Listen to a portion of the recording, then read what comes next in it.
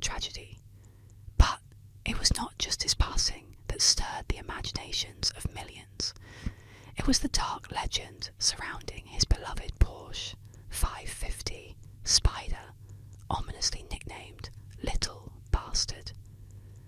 The car, the very machine in which Dean met his end on a lonely California highway, would go on to become infamous in its own right, woven into a web of curses, accidents, and unexplained events that would haunt anyone who dared come near it.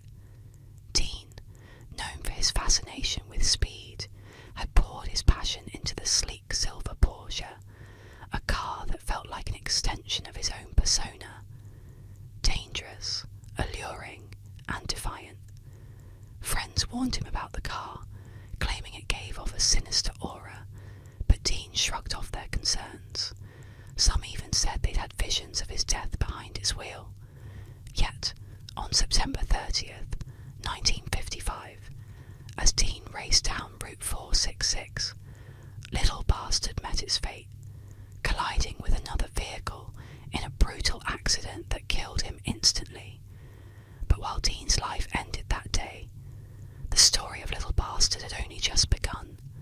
The wreckage of the car was carted off, twisted and mangled, a ghostly reminder of the tragedy. Yet, for some, the remnants held a dark allure. People began to scavenge parts from the Porsche, hoping to claim a piece of history. But they would soon realise that they had taken more than just a piece of metal. They had inherited a curse. The parts from Dean's Little Bastard seemed to carry with them a thirst for destruction, a dark legacy that brought disaster upon any who dared touch it. The first victim was a mechanic who purchased the car's engine and installed it into his own race car. During his first race with the engine, he lost control, careening off the track and meeting his death in a fiery crash. Another racer, who had taken the transmission from Dean's Porsche, suffered a near-identical fate, his vehicle flipping violently on a seemingly safe track. Both men perished, their deaths eerily mirroring Dean's own tragic end, as if the spirit of Little Bastard demanded more lives. Other parts of the car met equally chilling fates. 2 tyres taken from the Porsche blew out simultaneously, causing the driver's car to swerve off the road and overturn, leaving him gravely injured. Those who witnessed the crash claimed that the tyres had seemed perfectly fine beforehand, as if they'd been sabotaged by an unseen force. Another story tells of a physician who purchased the Porsche's blood-stained seats, hoping to restore them, only to find his home inexplicably caught in a blaze soon after, destroying not only the seats, but his life's belongings. The fire's cause was never determined. The twisted remains of Little Bastard were eventually purchased by car customizer George Barris, who intended to display it as a cautionary symbol. But even as a lifeless display, the Porsche continued its path of destruction. In one instance, it fell off its display stand and crushed a nearby bystander's legs. Another time, it slipped loose from its moorings while being transported and killed a truck driver in a horrific accident. It was as if the car itself resented being confined, lashing out at anyone who dared contain it. The final mystery came in 1960, when Little Bastard was in transit to a museum exhibit.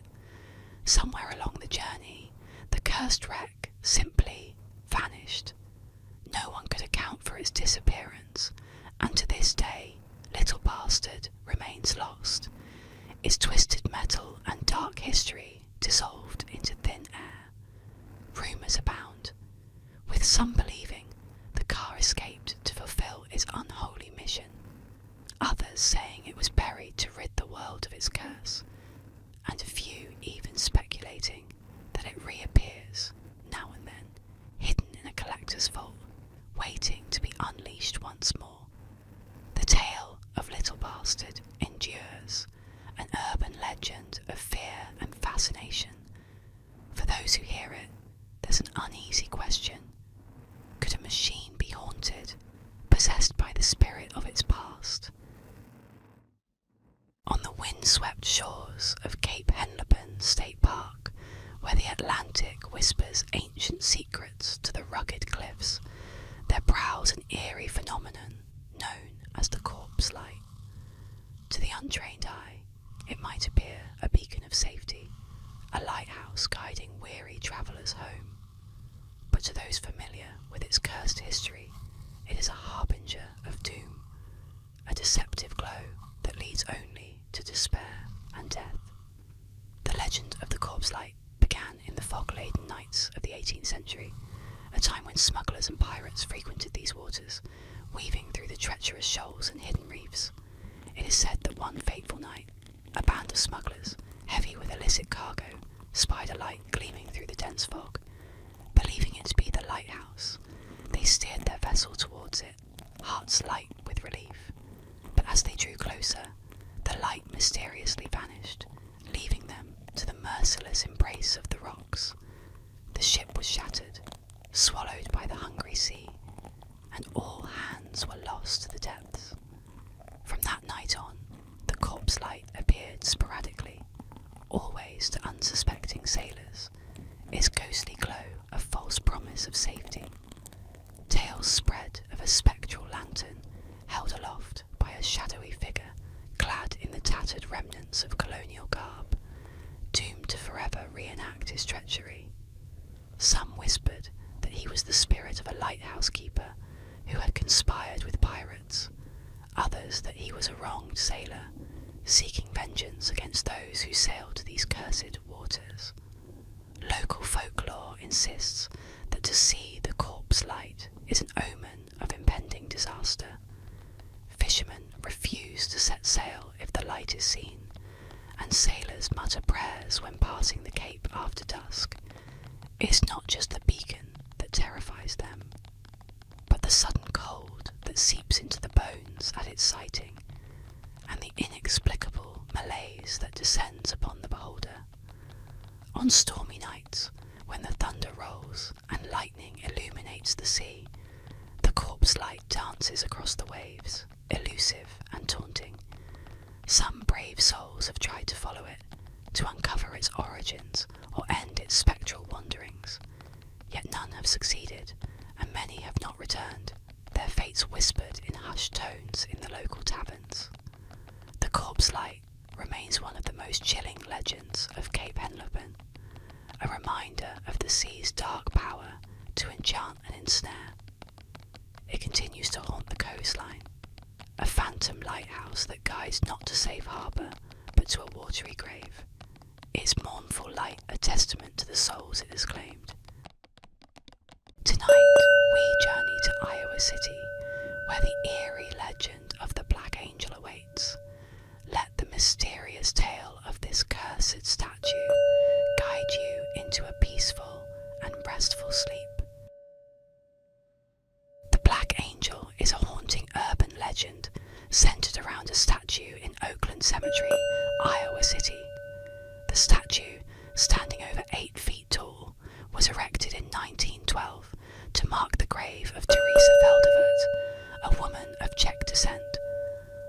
Over time, the statue gained a sinister reputation, and many locals began to believe it was cursed. The Black Angel originally had a bright bronze colour, but as the years passed, it darkened to a deeper black, which fueled the legend's eerie narrative. Some say the change in colour represents the anger or grief of Teresa's spirit. Others believe the blackened statue is an omen of death, with various warnings attached to it. One popular belief is that anyone who touches or kisses the statue will be met with an untimely death.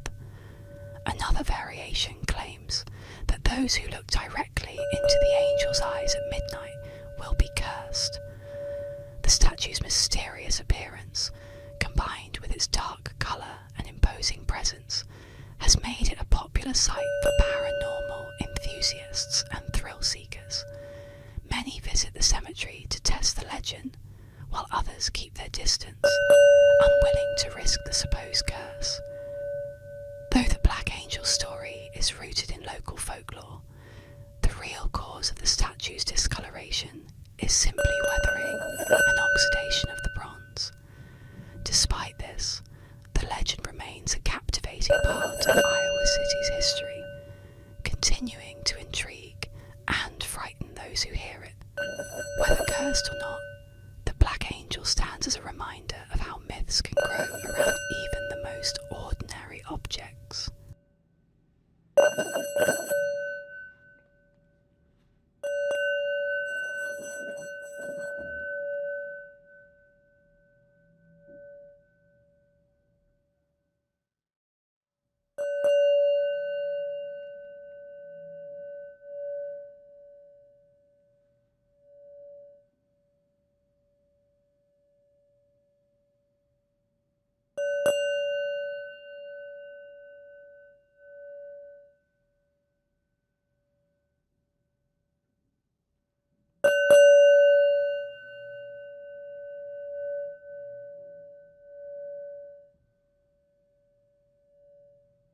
Let's dive into the eerie tale of Carmen Winstead, a chilling urban legend that's been passed down through whispers. Relax, get comfortable, and let this haunting story lull you to sleep. Carmen Winstead was a 17-year-old high school student, an ordinary girl by most accounts. But her life took a horrifying turn one fateful day. It all started when her family moved to a new town. Carmen found herself struggling to fit in, especially with a group of girls who often bullied her. They teased her relentlessly, picking on her for things as trivial as her clothes and her quiet demeanour. One afternoon, during a fire drill at school, the bullying escalated to a deadly level. Carmen and the other students were lined up outside, next to an open manhole that led deep into the town's sewer system. As the drill went on, Carmen's tormentors decided to pull a cruel prank. They started pushing and shoving her closer to the edge, laughing as Carmen tried to maintain her balance. But things quickly spiraled out of control. With one final shove, Carmen lost her footing and plummeted into the open manhole. The fall was long and deadly, and when she hit the bottom, her neck snapped, killing her instantly. The bullies, realising the horror of what they had done, panicked. Instead of confessing, they decided to lie. They told the teachers and authorities that Carmen had simply fallen in by accident. The school and police accepted their story, and Carmen's death was ruled a tragic accident. But Carmen's story didn't end there. Soon after her funeral, the girls who had been responsible for her death started receiving strange emails and messages. The emails claimed to be from Carmen herself, warning them that they would soon face justice for what they had done. At first, the girls dismissed the messages as a sick joke, but as time passed, one by one, they started to disappear. Each girl met a mysterious end, found dead in the same way Carmen had died, pushed into a sewer, their necks broken. Their deaths were unexplained, and rumours spread through the school. Then the emails began circulating more widely, warning others, pass this message on, or Carmen will come for you. The urban legend of Carmen Winstead, sometimes referred to as Jessica Smith, became infamous. People believed that failing to forward the message would bring Carmen's vengeful spirit to their doorstep, claiming them just as she did her tormentors. In the shadowy annals of New England's history, amidst tales of spectral figures and cursed lands, the story of Eunice Cole, or Goody Cole, stands out with a chilling resonance. In the small town of Brentwood, New Hampshire, her name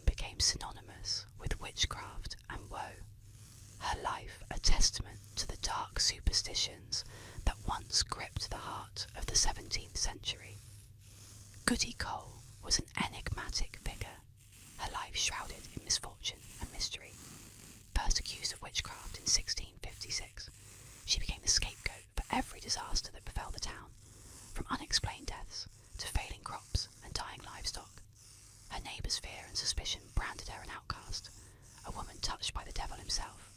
The townsfolk whispered that she could be seen muttering to herself in the woods, concocting strange brews and communing with unseen forces.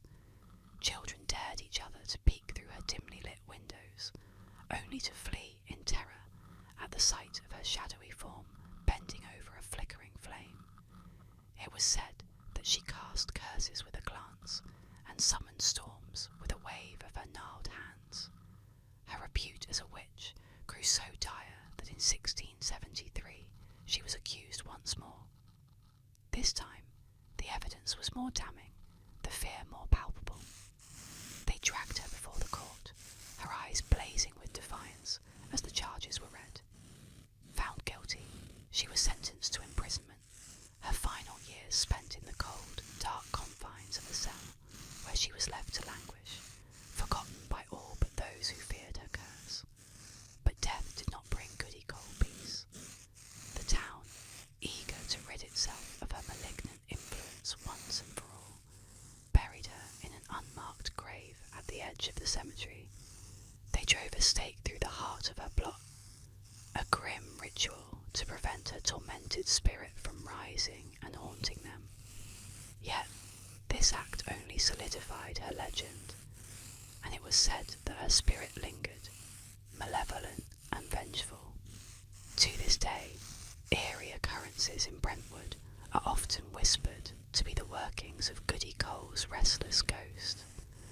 On stormy nights, some claim to see her figure in the flashes of lightning, wandering the woods or standing by her unmarked grave, still bound by the town's collective dread. Her legend has become a chilling reminder of the power of fear and the lasting stain of injustice, her story echoing through the centuries as a spectral tale of a woman wronged, her vengeance immortalised in the whispered fears of those who remember.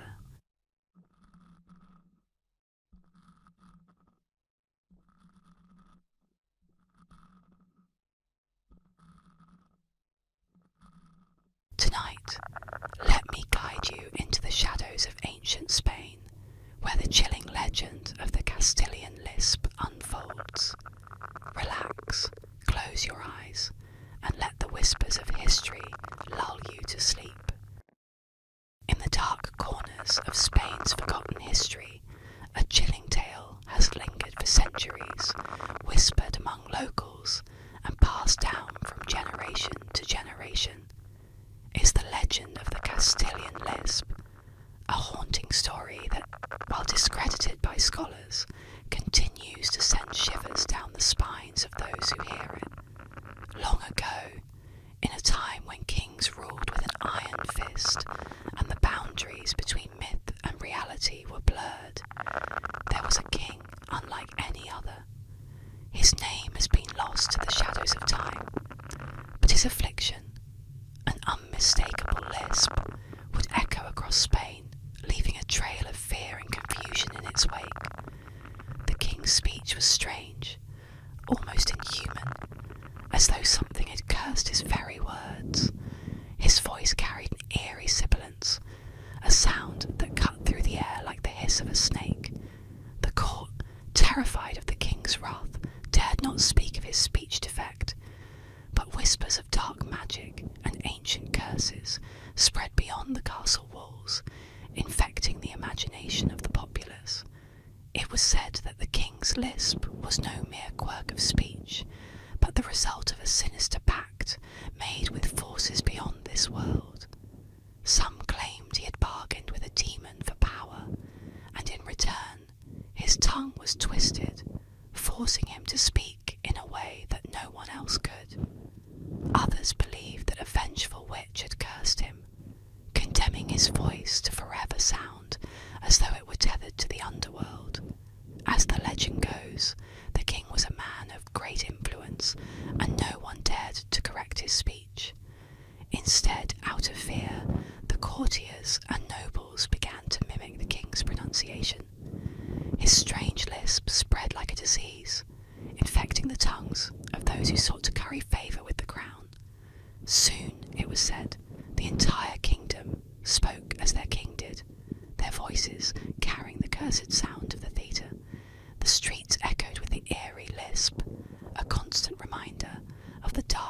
secret lurking in Spain's past.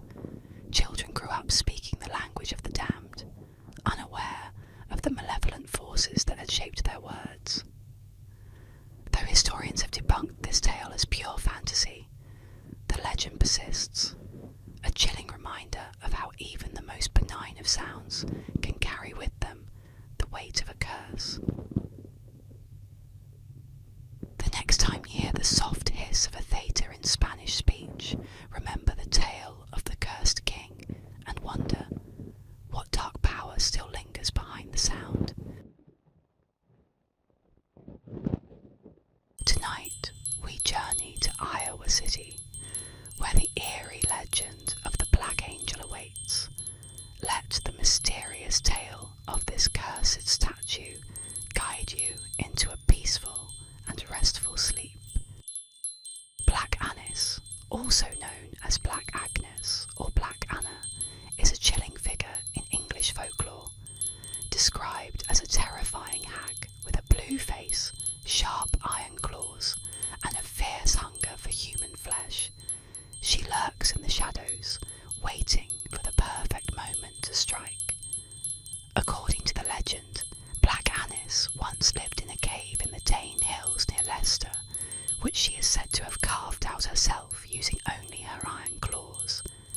The entrance of her cave was surrounded by a large oak tree, from which she would emerge to hunt her prey. Her most infamous targets were children and young animals. The legend says that Black Annis would creep into the nearby villages under the cover of nightfall, dragging children back to her cave to devour them.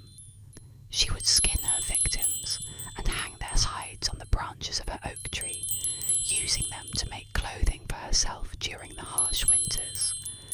Parents in the area used the tale of Black Annis as a way to scare their children into behaving or staying indoors after dark. The mere mention of her name would be enough to keep children obedient and fearful of wandering too far from home. Some versions of the legend claim that Black Annis could stretch her long arms through windows to snatch disobedient children from their beds if they didn't close their shutters at night. Despite her terrifying reputation, Black Annis also played a role in explaining natural phenomena. Her dark cave, according to local law, was believed to be an old burial site or a den she carved in the hillside. Some believed that her presence symbolised the harshness of nature, particularly the long, unforgiving winters that plagued the countryside. Over time, the tale of Black Annis grew in popularity and spread beyond the villages, becoming part of Leicester's folklore. Some say her spirit still haunts the area, while others believe she was merely a cautionary figure created to instill fear in children and protect them from the dangers of the wilderness. Today, Black Annis remains a symbol of fear and darkness in English folklore. Her legacy lives on as one of the most terrifying urban legends, reminding people of the thin line between the safety of home and the lurking dangers of the outside world.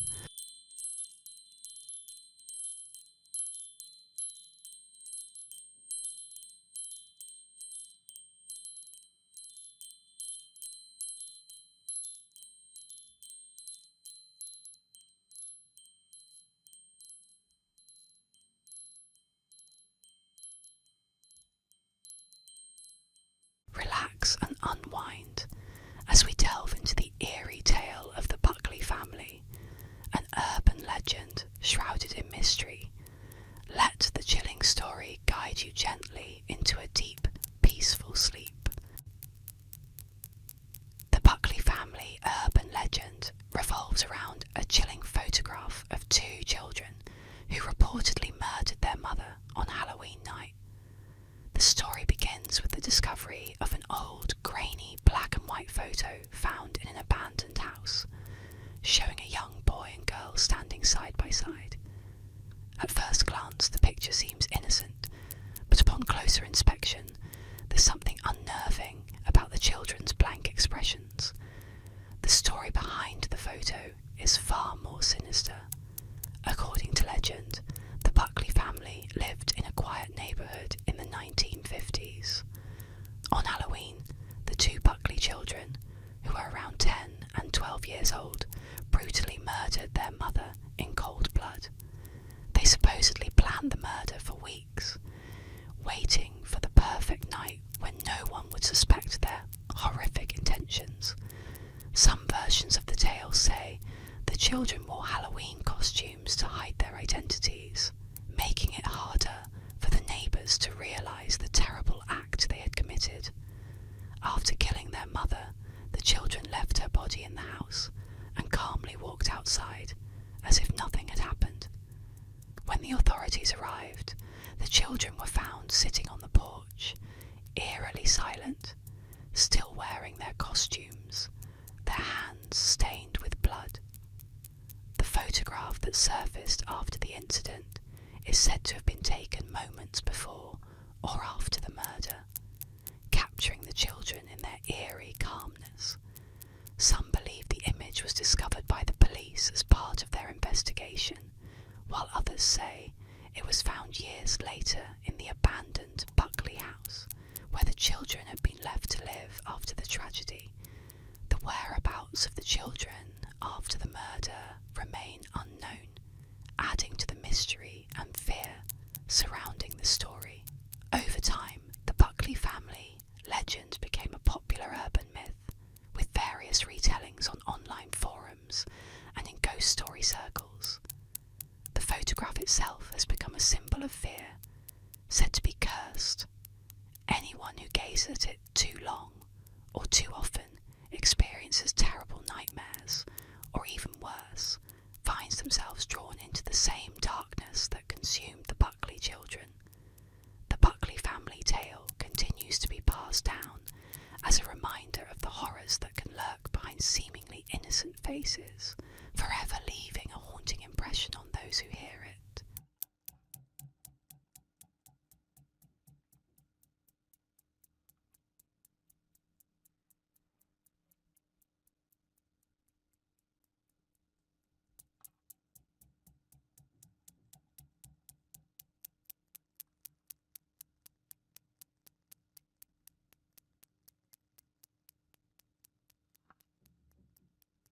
In the dead of night, where shadows converge and fear festers, the legend of the clown doll terrorises those who dare recall it. An eerie twist on the age-old tale of the babysitter and the man upstairs. This sinister story winds its icy fingers around the spine of suburban legend. It began innocuously enough, an ordinary evening with a teenage babysitter named Sophie, tasked with watching two young children in a sprawling old house at the edge of town.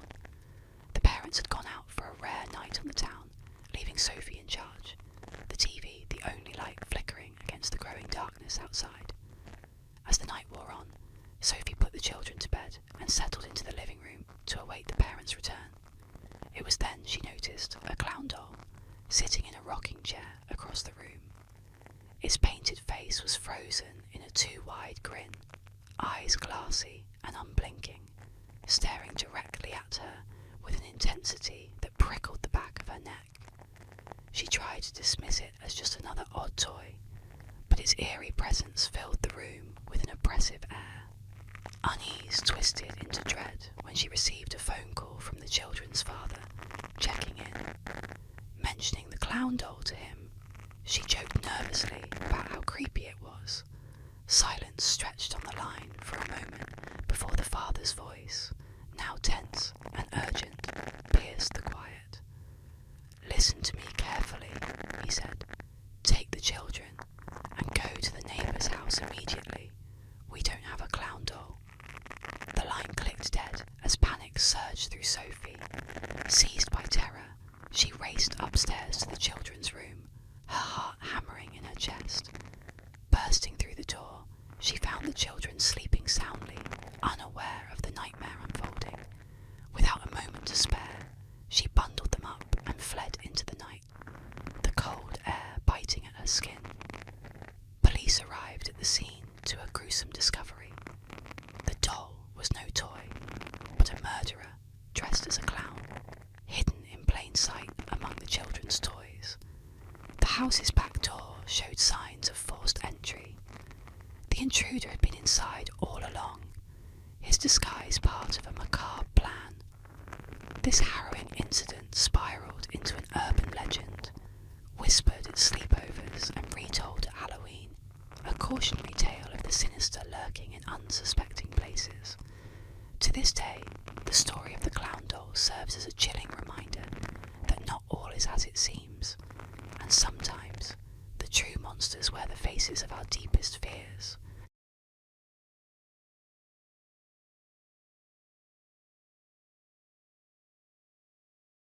Relax, settle in, and drift off as we unravel the eerie legend of the Catman of Greenock, a mysterious figure lurking in the darkened streets of Scotland, where shadows hide untold secrets.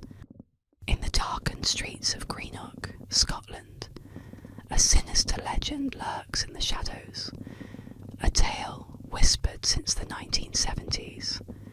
The Catman of Greenock, a creature both feared and pitied, has haunted the alleyways, becoming a story that locals tell in hushed voices to keep their children close at night.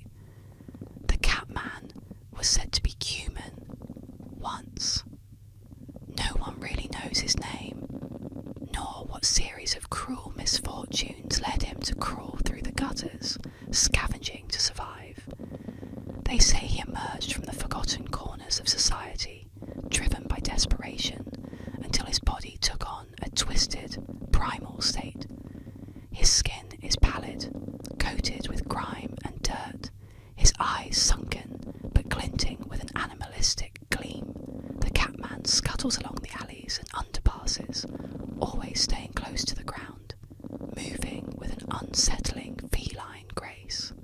It is said that he survives on rats, devouring them with his bare hands. Eyewitnesses claim to have seen him in the dead of night, his filthy fingers closing around a writhing rodent, sinking his teeth into the squirming creature, the crunch of bone and squeal of his prey echoing faintly against the bricks.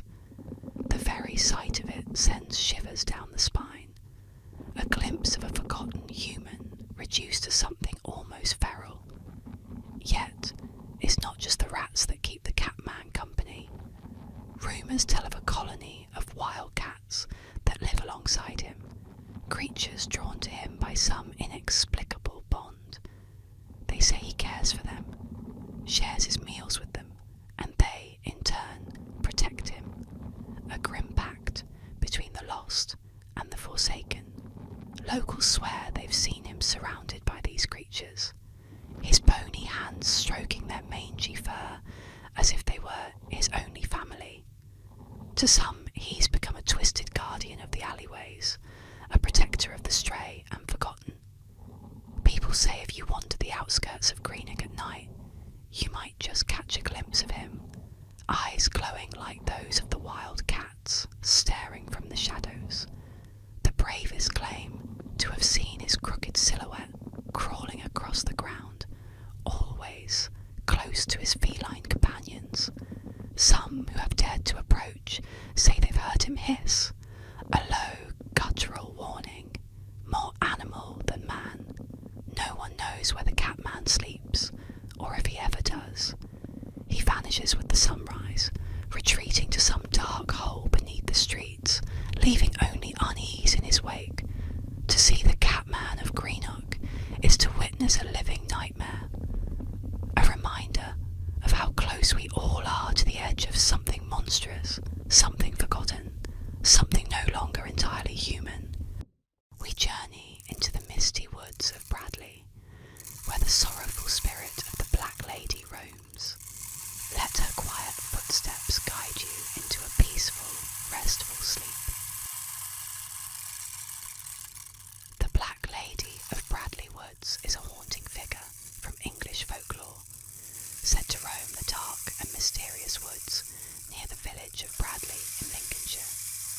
This spectral presence has been a part of local legend for centuries, with many claiming to have caught glimpses of her wandering the woods, shrouded in sorrow and silence.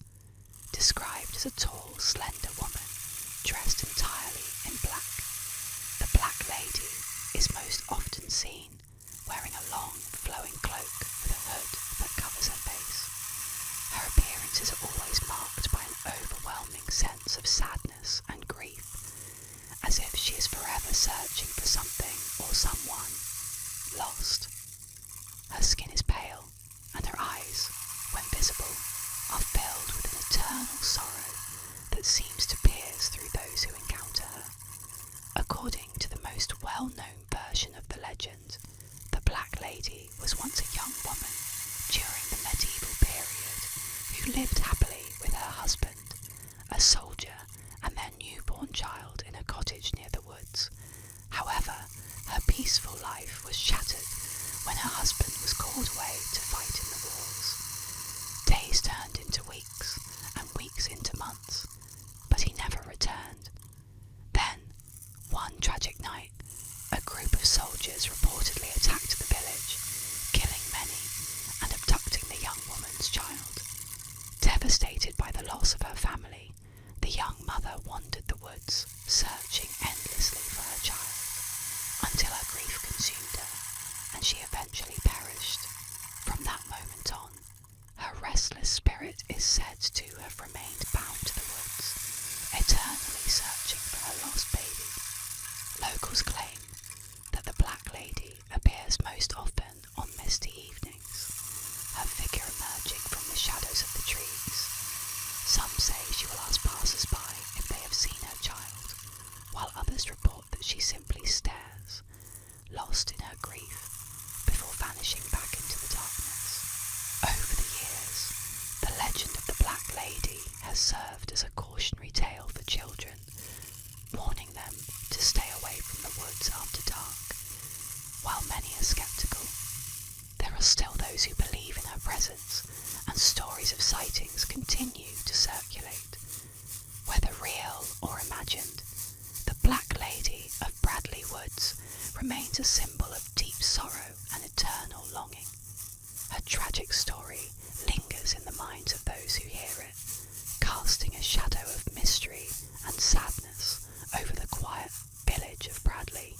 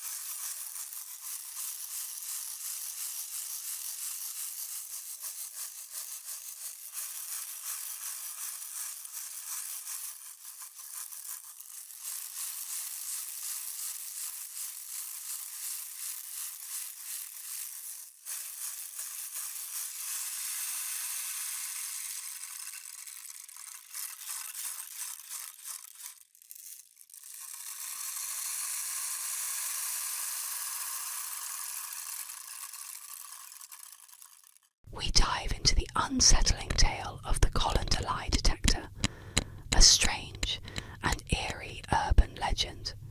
Settle in, relax, and let this mysterious story guide you gently into sleep. An eerie urban legend from the 1960s speaks of a chilling interrogation method used by police or army investigators. It began with a crude yet unsettling setup.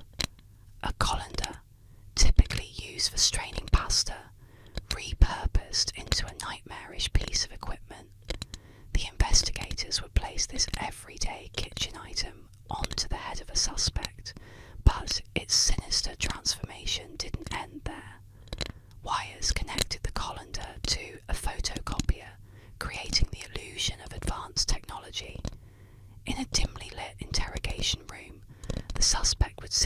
nervously as the investigators loomed over them, watching intently. The tension was palpable, the walls closing in as the suspect was bombarded with questions. The investigators' eyes would dart back and forth between the suspect and the machine, waiting for the first crack in their story. Each time the suspect answered, the photocopier would whir to life, spitting out a fresh sheet of paper. The sound of its mechanical churning filled the room, amplifying the sense of dread. If the answer was deemed acceptable, the machine remained silent, offering a brief respite.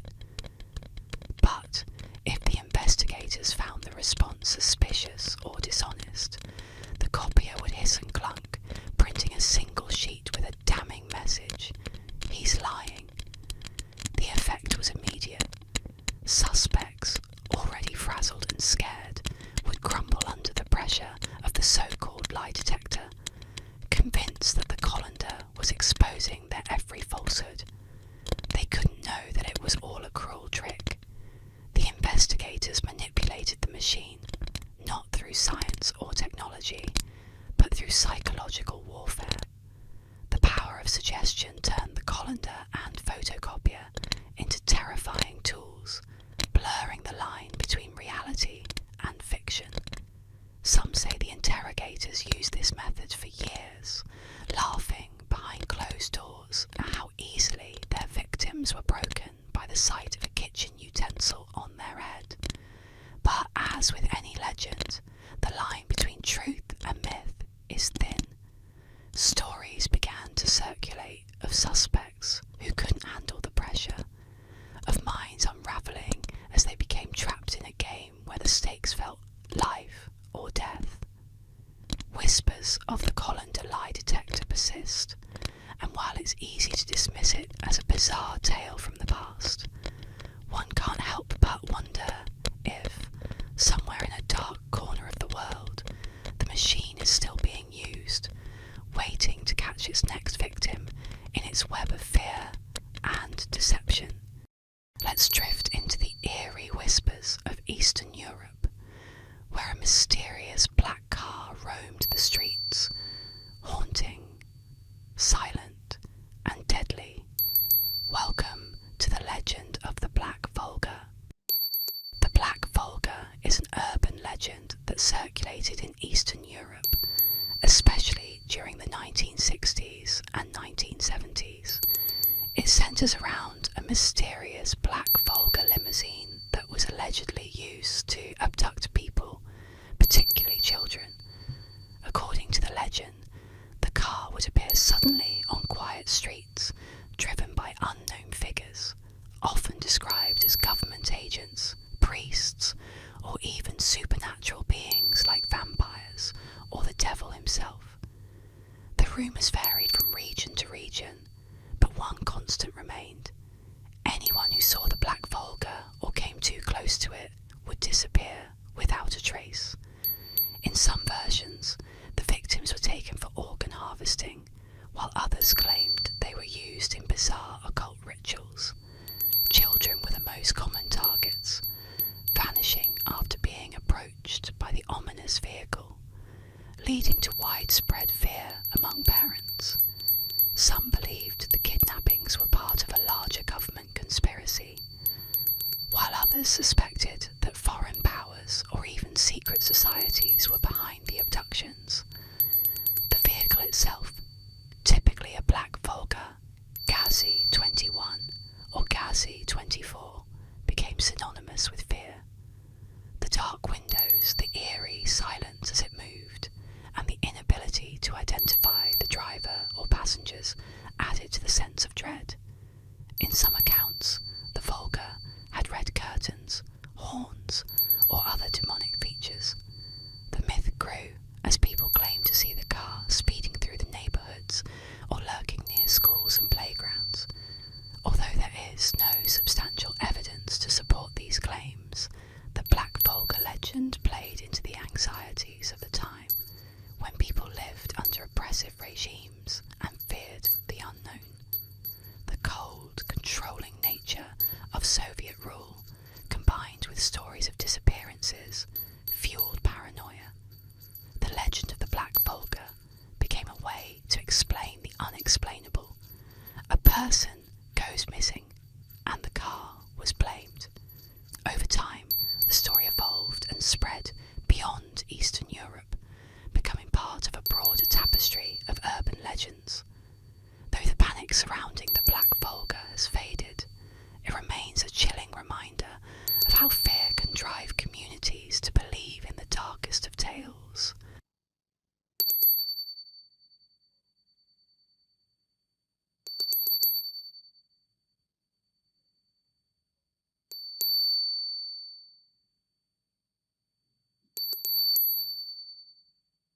We dive into the eerie legend of the Chonchon, a mythical creature that haunts the night skies. Let its chilling tale lull you into a peaceful sleep, if you dare. Deep in the shadowy forests of Chile and southern Argentina, an ancient terror lurks in the night. Whispered in hushed tones among villagers, the Chonchon is no ordinary creature. Its very existence defies nature, sending shivers down the spines of those who dare speak its name.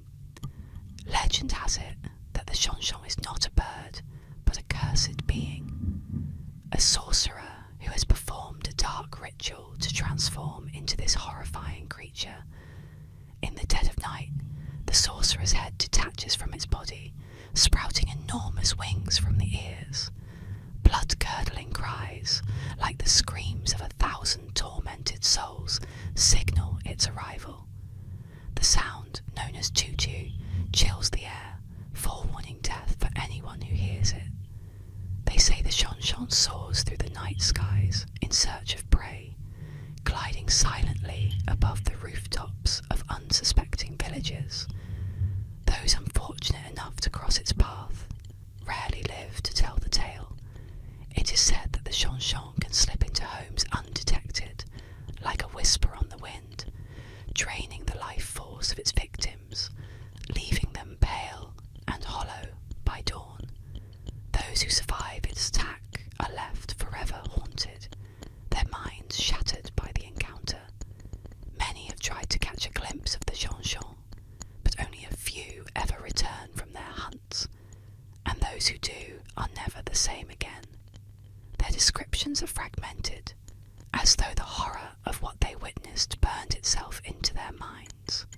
The Chonchon's eyes, they say, are glowing red orbs, filled with a malevolent intelligence far older than time. Its wings beat with unnatural silence, a deadly predator slipping through the night like a phantom. It is said that only the most skilled of shamans can undo the curse of the Chonchon, but these rituals are dangerous, and failure means the sorcerer's twisted form will be free to wreak havoc for eternity. To this day, villagers lock their doors and windows tight when they hear the faintest whisper of the Chonchon's cry. The wind, though invisible, might carry death with it, for the Chonchon does not rest. It hungers, always searching for its next victim, always lurking in the darkness, just out of sight. So, beware the stillness of the night, for you may never know if the next faint flap of wings you hear belongs to the Chonchon until it's too late.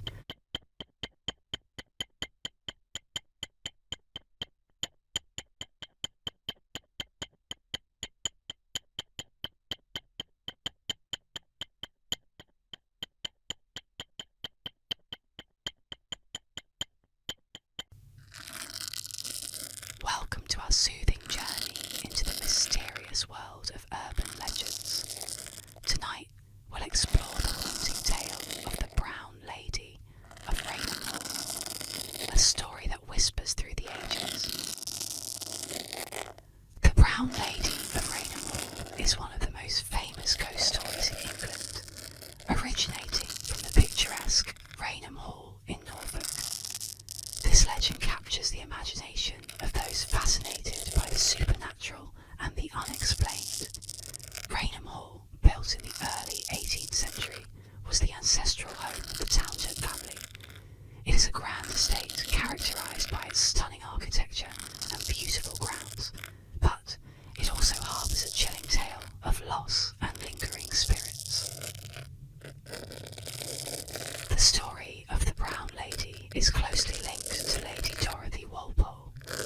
the sister of the first Prime Minister, Sir Robert Walpole.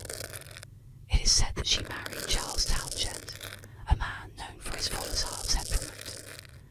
The couple's marriage was fraught with difficulties, leading to tragedy and heartbreak. According to legend, Lady Dorothy fell in love with another man, which enraged her husband. In a fit of jealousy, Townshend confined her to Raynham Hall, where she was said to have lived in isolation for many years. Her suffering took a toll on her health, and it is believed that she eventually died of despair. Some accounts suggest that she was buried in a secret location, leading to speculation about a restless spirit haunting the halls of the estate. The haunting began to capture public attention in the early 20th century when two photographers, including Captain Hubert Provat, visited Raynham Hall in 1936. They were there to capture images of the historic building when they encountered an unexpected sight. As they set up their equipment, a figure appeared before them, a woman in a flowing brown gown, seemingly floating down the staircase. Provat and his colleague quickly snapped a photograph, which would later become one of the most famous ghost images in history. The photograph, known as the Brown Lady of Raynham Hall, shows a spectral figure descending the staircase, shrouded in a mysterious aura. This image sparked widespread fascination and debate, drawing the attention of both skeptics and believers in the paranormal. Many claimed it was a genuine ghostly apparition, while others argued it could be a double exposure or a trick of light. Regardless of the theories surrounding the photograph, it has become an enduring symbol of the paranormal and a centerpiece of ghost lore. The legend of the Brown Lady has continued to evolve over the years, with numerous accounts of sightings and experiences recounted by visitors to Raynham Hall. Some have reported feelings of unease, strange noises, and even glimpses of the ghostly figure in her iconic brown gown. These tales have cemented the Brown Lady's status as one of England's most notorious spirits. Today, Raynham Hall stands as a historic estate that welcomes visitors curious about its intriguing past. Ghost tours and paranormal investigations often highlight the story of the Brown Lady, allowing guests to delve into the haunting narrative that lingers in the air. Let's unwind with a chilling tale. The Choking Doberman, a mysterious intruder, a loyal pet, and a terrifying discovery will take you into the shadows. Relax and let the story begin. On a cold, dark night, a woman returned home after a long day. Her house was eerily silent, except for the faint sound of her Doberman whimpering. Startled, she rushed to find him slumped on the living room floor, struggling for air. The dog's body convulsed as it tried to cough up whatever was lodged in its throat. Panicked, the woman knelt beside her beloved pet, trying to comfort him. His choking worsened, and she knew she had to act fast. Without hesitation, she scooped up the Doberman and sped to the nearest vet clinic, her heart pounding as her dog gasped for air in the back seat. Every passing moment felt like an eternity. When they arrived, the vet wasted no time. They sedated the dog and began to investigate the source of the obstruction. What they found made the vet's face go pale. He slowly pulled out a severed human finger from the Doberman's throat. The woman stood frozen in shock as the vet explained what had caused her dog's distress. A chilling sense of dread crept over her. Whose finger was it? The vet urged her to call the police immediately. Shaking, she dialed 911 and told the dispatcher what had happened. The operator's voice, initially calm, quickly grew tense. "Get out of the house, Mom. Now." Confused and terrified, the woman grabbed her keys and ran outside, just as the police arrived. They searched the house, checking every room,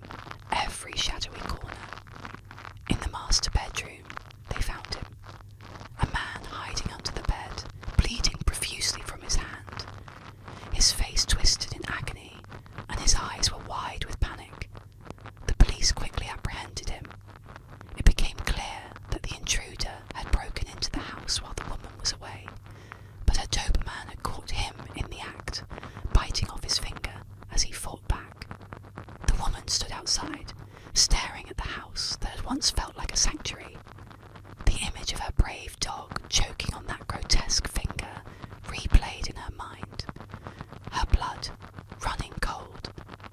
What if the dog hadn't intervened? What if she had come home earlier?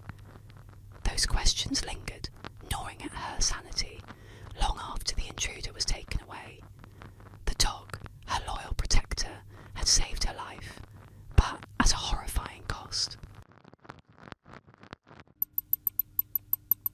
Welcome to the chilling tale of Mercy Brown, an urban legend from the quiet town of Exeter, Rhode Island. Relax, close your eyes, and let this mysterious story take you back in time. In the small, quiet town of Exeter, Rhode Island, during the late 19th century, the Brown family was plagued by tragedy. Tuberculosis, a deadly disease with no known cure at the time, had already claimed the lives of several members of the family. The illness was known as consumption, due to how it appeared to waste away its victims. George Brown, the patriarch, watched helplessly as one by one his loved ones fell ill and died. His wife, Mary Eliza, was the first to succumb, followed by his eldest daughter, Mary Olive, both taken within a few short years of each other. Despite these losses, George hoped the worst had passed. However, his youngest daughter, Mercy Brown, soon fell ill with the same symptoms. Mercy was a bright young woman, but tuberculosis did not spare her, and she died in January 1892 at the age of 19. Her death left the Brown family devastated, but the horror was not yet over. Just weeks after Mercy's passing, her brother, Edwin, who had been ill for some time, took a turn for the worse. Fearing for his life, desperate measures were taken, leading to the birth of an enduring legend. At the time, tuberculosis was not well understood, and in many rural communities, fear and superstition spread almost as quickly as the disease itself. In Exeter, some townsfolk began to whisper about the possibility of something more sinister. Could the dead be rising from their graves to drain the life from the living? This idea, while unthinkable to modern sensibilities, was deeply rooted in folklore at the time. In New England, there was a long-standing belief in vampires.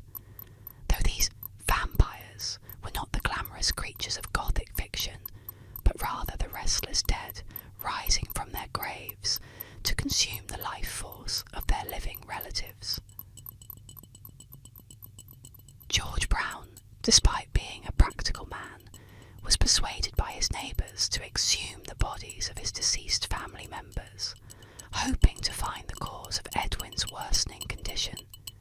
In March of 1892, with the ground still frozen, a small group of men gathered in the graveyard where the Browns were buried. They first dug up the remains of George's wife and eldest daughter, but both had decomposed as expected. Then they turned to Mercy. Unlike the others, Mercy's body was found to be in a strangely preserved state, even though she had been buried for over 2 months. Her skin still appeared relatively intact, and there were even rumours that her body had shifted in the grave, as though she had been moving after death. The most alarming discovery, however, was the presence of fresh